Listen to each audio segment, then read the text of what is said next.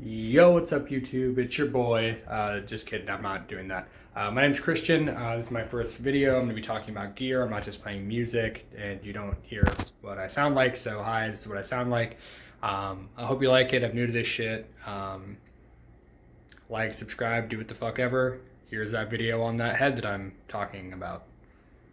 One. Okay. So if you're watching this, you are familiar with my channel, or you found this and you're not familiar with my channel.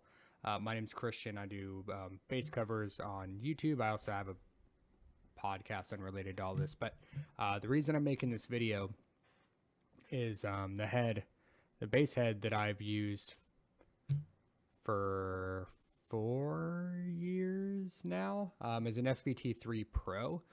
And there's a lot of stuff about this head that I think that if you're gonna use it, you should know. Or if you're looking to get into from, I don't know, a solid state head or a combo amp into a cab and head situation, and you're like, I want an SVT, but I don't want a 100-watt tube SVT Classic to play this tiny bar, or I don't need an SVT4 because of budget constraints, and you're like, I don't want a B2R because I don't want just a shitty Ampeg solid state, although it has its fans. I want one of these tube pre hybrids, and I keep seeing this as SVT3 Pros all over the place, but nobody ever talks about it. And if you do some reading around online, people will shit on it. They'll say it's muddy. You're not getting clarity out of it. It's and what it comes down to is you really need to know how to EQ this head. A lot of people do not know how, the rules about the SVT3 Pro. And I only knew them because I just looked at the spec. So when I had the money to get an SVT4 Pro, or even save up for a Classic if I wanted to, although a Classic makes absolutely no fucking sense given, unless you're playing fucking stadiums or you're recording, there's no reason to have that head. But I was actually looking at it in the SVT3 Pro and the SVT4 Pro.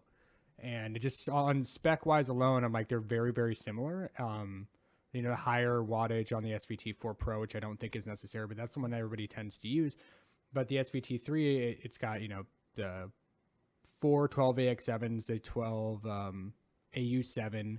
So it's got 5 preamp tubes, 2 driver tubes, 3 preamp tubes. And they're good tubes. That's a good selection of tubes to have. And so I decided, fuck it, I'm going to go with this SVT3 Pro. It's a lot cheaper used. I think I ended up picking mine up for $350, $400. You can find them usually, a good deal on them is anywhere around the $300 range, up to the $450 range used is what you should expect to pay for them. But I couldn't find shit about them online. There was a couple of great resources on Talkbass that I definitely recommend. Jimmy M, if you're a frequenter of Talkbass, is Ampeg Jesus, Ampeg Christ. So anything that guy has to say about stuff. Actually, that's where I got the SVT3. The idea to go, fuck it, I'll go with that. Because he was recommending anybody that wants to buy a B2R or B2RE, he's like, just buy an SVT3 Pro. It's it's only slightly more money, and it is a million times more amp. Anyway, so there's a couple of things on this amp that you really need to know, and that's why I'm making this video. So the first thing is the gain floor on this amp is high as fuck. So if your gain knob is below, I would say 2 o'clock. I mean, you can do it at 1 o'clock, but really if your gain knob is below 2 o'clock, so anything past that, so it needs to be right here, that arrow, you're gonna get mud garbage. It's gonna sound fucking flat and muddy as shit. You have to crank the gain on that. And then, you can keep going. I keep mine at about 3 o'clock is where I keep mine. But that 2, 1 sometimes is the lowest you want to go with this head. Anything lower than that, again, mud garbage. Now, what comes with that too, another really important thing to know is that you have a master volume floor too. So you have to crank your gain. So you're naturally going to be very loud. But you also have a master volume floor. I want to say you don't want that master volume to go, if you can help it, below noon. You want it at that 50% mark. You can roll it back probably to like 11 or 10. Anything below that is not really functional or usable as far as tone goes in a recording or, in my opinion, a live setting. Somebody may pop in here and go, I fucking use it like that and it's great. You don't know shit about dick, motherfucker. And I go, okay, cool. But like I'm sure you're a way better player and tone master than me, 100%. But if you watched any of my YouTube videos, I have a pedal board and stuff, but as far as the settings on the amp, that's where they're at. It's gain at about 3 o'clock, and then master volume at least noon, if not higher. Another important thing about this head, and this is the reason, probably the sole reason you see so many SVT-3 Pros being sold used. Like I'm willing to bet if you go to your local Craigslist right now, you'll find at least one somewhere around $300, $400 if it's in like immaculate condition, somewhere around $300. I almost promise you'll find one. And the reason they're selling it is because, one, they didn't know about the gain thing, and the reason that they don't crank the gain is because of the goddamn peak limiter light. That peak light will go off and indicate to you that you're pushing it way too hard. So you naturally want to roll your gain back to get that light to go off. But when you do that, you kill your tone, you kill your warmth, you kill all that. So you get flat mud garbage. So you're like, wow, this amp's a piece of shit. But really, what you just need to ignore that light. Like the way that light was described to me is like, you want it to be red because that's an indicator that there's enough power going to your tubes, and that's where you're getting tube warmth. I don't know if that's true, but that's how everybody who has an SVT-3 Pro that I've seen online, including myself, uses it and likes it. It's basically, if that light stresses you out, take a piece of electrical tape and just cover it. Or you actually want that light going off. At least when you're really, I'm a pick player, I'm heavy right-handed. When I'm playing, that light should be on because that indicates that I have my gain high enough. Now, all of this sounds very counterintuitive, and again, that's why the SVT-3 Pro gets a bad rap, because you need to know this shit, and none of it makes any fucking sense. Another thing that doesn't make any sense about this head and is very confusing is the tube gain knob. You're like, okay, cool. I want it to get, the most out of my tube, so I'm going to want to crank that knob, right? Like, I want all the tube gain. I want my tubes in the tone, left, right, and center, right? You'd be wrong, actually. So that controls the voltage that goes to your tubes, which controls the tube response. So if you turn it up, if you crank it, if you dime it, you're like, all the tube gain, give it to me. Big tasty, all of it. If you do that, what you're doing is you're making the response super fast. You're like high voltage to those tubes, which in theory sounds great, but what you get out of it is it actually sounds like a solid state amp.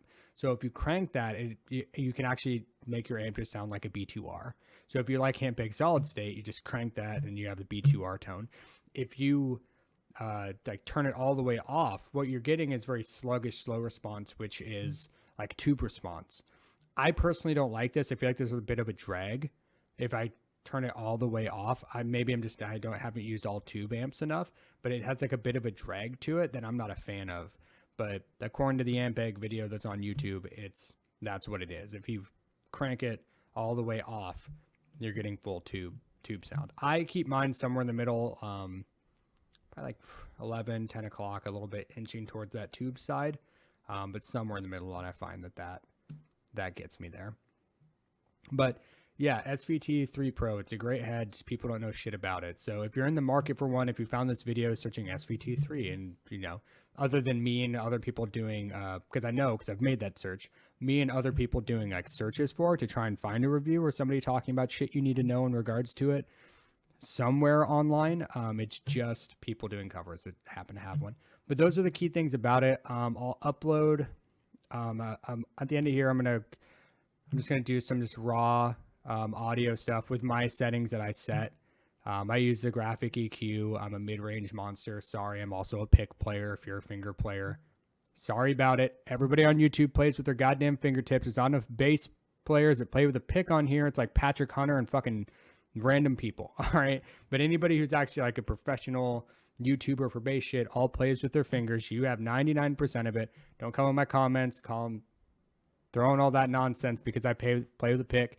I'm also super mediocre, but most bass players out there are also mediocre. I'm not some crazy jazz player. I get by, I play punk rock and shit. So But yeah, I'll do audio for, I have a jazz bass, Fender P bass, and a Stingray. So I'll do all three of them, just with my settings, no effects. It's just DI out directly into a mixer, directly into Reaper, but it's just raw bass. So I'm just going to play some open note stuff just so you get an idea without any effects or anything what the SVT-3 Pro sounds like. Of course, you can sit there and adjust it to your liking, but if you like my bass covers, you can see the pedals I use. If you even remotely like the clean tone of this, it's like the foundation of it, because if you do what I do, you're going to be stacking a bunch of like gain and preamp pedals on top of that to shape your ultimate sound. And I think this amp is just like basically 5 preamp tubes to add warmth to my preamp and drive tones. I think it's a killer amp. I think for $300, you're fucking rocking and rolling, and then you just stack your dark glass pedals, going into the front of that shit, and then you just rock and roll, and you're like modern, crunchy bass tone. So anyway, I'm done rambling. I'll get to the audio here.